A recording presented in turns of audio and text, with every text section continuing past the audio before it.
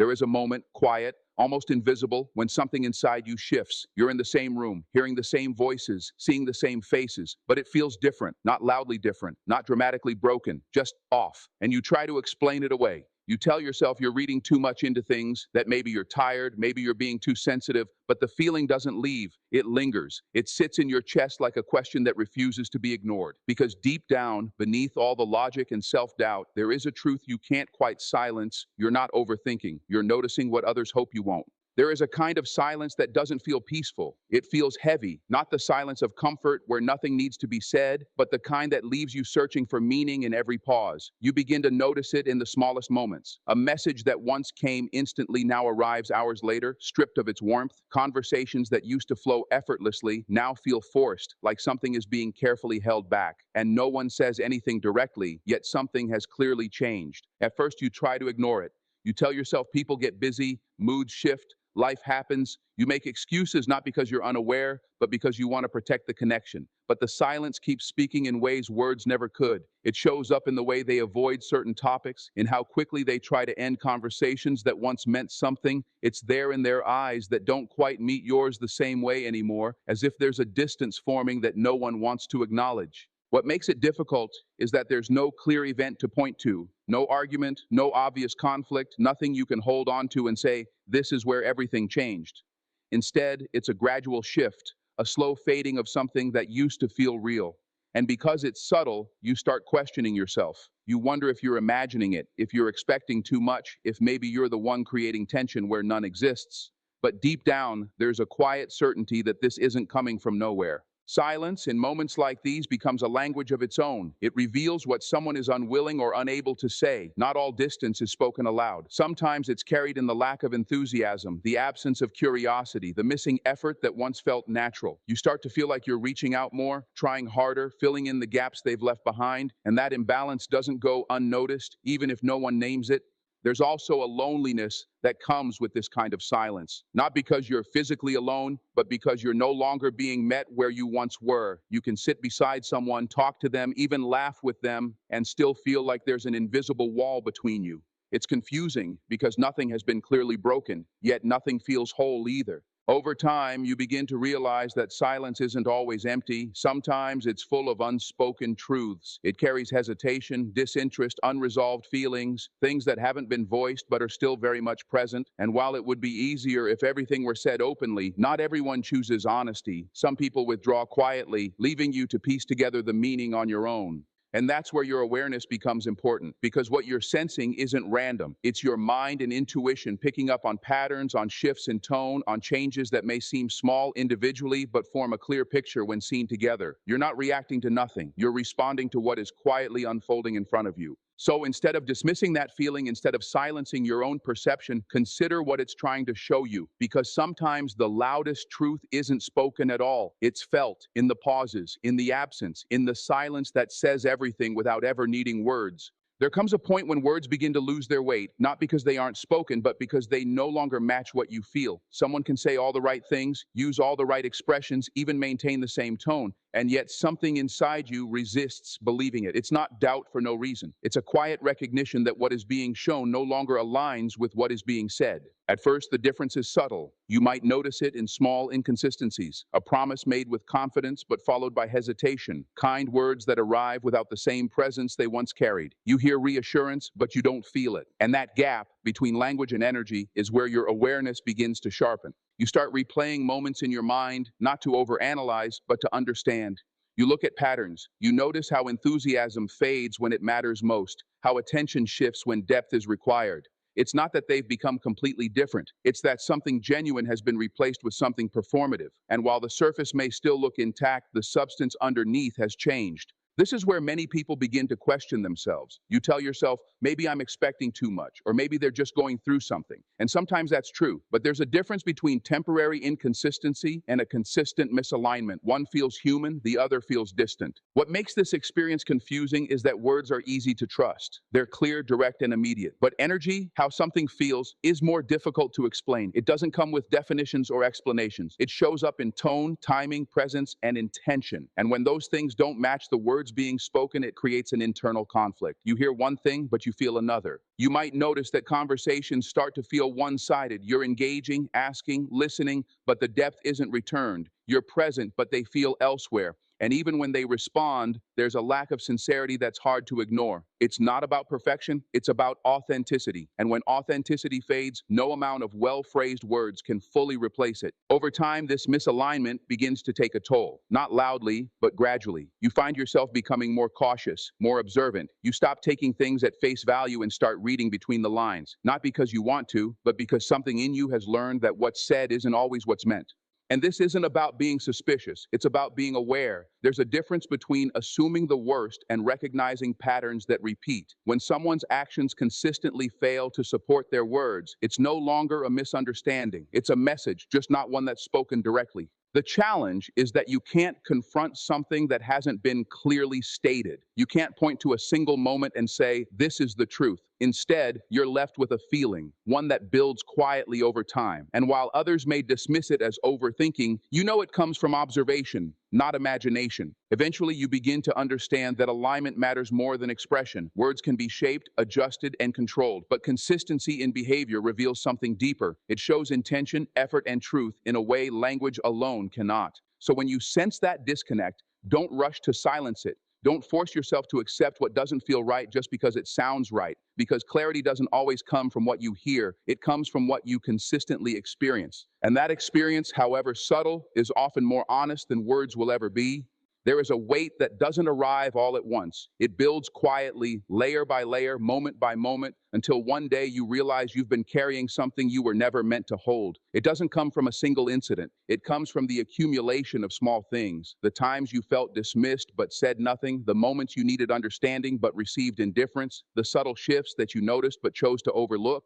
At first you adjust. You tell yourself it's temporary, that things will return to how they used to be, so you compensate, you become more patient, more accommodating, more willing to give without asking for anything in return. You convince yourself that if you just stay consistent, if you just remain steady, everything will eventually balance out. But instead of feeling lighter, you begin to feel heavier. What makes this weight difficult to recognize is that it disguises itself as responsibility. You start believing it's your role to keep the connection stable, to maintain the peace, to understand without being understood. You begin to carry not only your own emotions, but also the absence of theirs. And slowly, without realizing it, you take on more than what was ever yours to begin with. There's a quiet exhaustion that comes with this. Not the kind that sleep can fix, but the kind that settles into your thoughts. You find yourself over-explaining, over-giving, overextending, trying to fill spaces that shouldn't be empty in the first place. And the more you give, the more you notice that something isn't being returned, not necessarily in equal measure, but in genuine presence.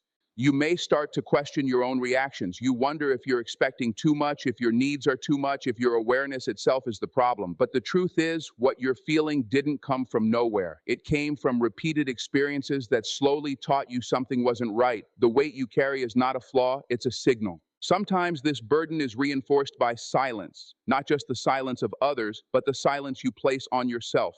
You hold back your thoughts to avoid conflict. You suppress your feelings to keep things smooth. You choose understanding over expression, hoping that eventually things will shift on their own. But silence, when it becomes a pattern, doesn't protect you, it confines you.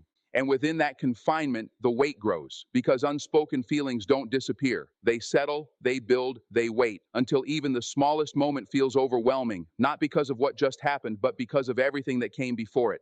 There's also a sense of imbalance that becomes harder to ignore. You begin to see how much effort you've been putting in compared to what you're receiving, not in a transactional way, but in a human way, in the way presence is shown, in the way care is expressed, in the way connection is maintained. And when that imbalance continues, it starts to feel less like a connection and more like a responsibility. At some point, you begin to realize that this weight was never meant to be yours. You were not meant to carry uncertainty, silence, and emotional distance all on your own. You were not meant to constantly adjust yourself just to preserve something that no longer feels mutual. And that realization doesn't come with anger, it comes with clarity, a quiet understanding that what you've been feeling all along wasn't an overreaction. It was awareness trying to guide you. Because when something feels consistently heavy, it's not asking you to carry more. It's asking you to recognize what needs to be set down. There is a kind of distance that doesn't announce itself. It doesn't arrive with conflict or clear endings. Instead, it slips in quietly, almost unnoticed, until one day you realize something that once felt natural now feels unfamiliar. You're still connected on the surface, still talking, still present, but something essential has shifted beneath it all. At first, it's easy to dismiss. You tell yourself that people change, routines evolve, life gets complicated, and that's true. But this feels different. It's not just change, it's a gradual fading of something that once held depth. Conversations that used to carry meaning now feel lighter, almost empty. Words are exchanged, but they don't seem to land the same way. It's as if the connection is still there, but the substance has quietly slipped away. What makes this distance difficult to face is that it's not defined. There's no clear moment where things ended or broke, no obvious line you can point to and say, this is where it changed. Instead, it's a slow drift, a series of small moments where effort becomes inconsistent, where attention becomes selective, where presence becomes partial. You begin to notice that you're the one initiating more often. You're the one trying to keep conversations alive, trying to maintain what once felt effortless. And while they still respond, there's a difference in how they show up. The engagement feels thinner, the interest feels quieter. It's not absence, it's reduction. And that reduction speaks more clearly than silence ever could. There's also a sense of being slightly out of sync.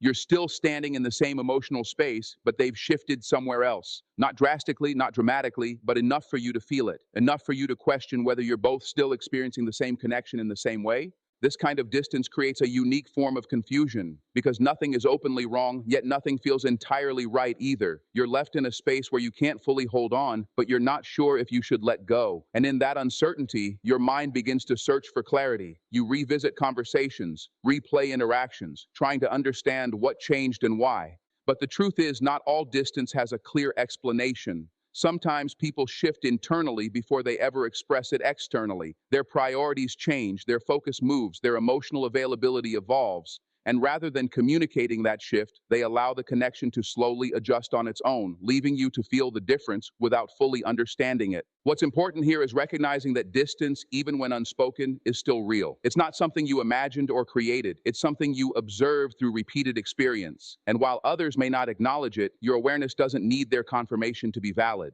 There is also a quiet moment of realization that comes with this, a moment where you stop trying to force things back to how they were, where you begin to see that effort alone cannot restore what is no longer being equally sustained. And that understanding, while difficult, brings a certain kind of clarity. Because connection is not meant to feel like something you have to constantly chase or repair on your own. It's meant to meet you halfway, to exist with a sense of balance and mutual presence. And when that balance shifts consistently, it's not a failure on your part, it's a reflection of what is no longer aligned. So instead of questioning why you feel the distance, consider what that distance is showing you. Not everything that fades is meant to be held onto, and sometimes recognizing that shift is not about loss, it's about understanding where you truly stand. There is a quiet voice within you that doesn't compete for attention. It doesn't shout, it doesn't rush, and it doesn't try to prove itself. It simply observes. It notices patterns, shifts, and inconsistencies long before they become obvious. And yet, it's often the first thing you learn to question. Not because it's unreliable, but because you've been taught to trust what is visible over what is felt. You begin to second guess that inner signal. You tell yourself to be logical, to wait for clearer evidence, to avoid jumping to conclusions. You look for something concrete, something you can point to and explain. But this voice doesn't operate in absolutes. It works through subtle awareness. It gathers information quietly through tone, timing, energy, and presence. And while it may not always offer immediate clarity, it rarely speaks without reason.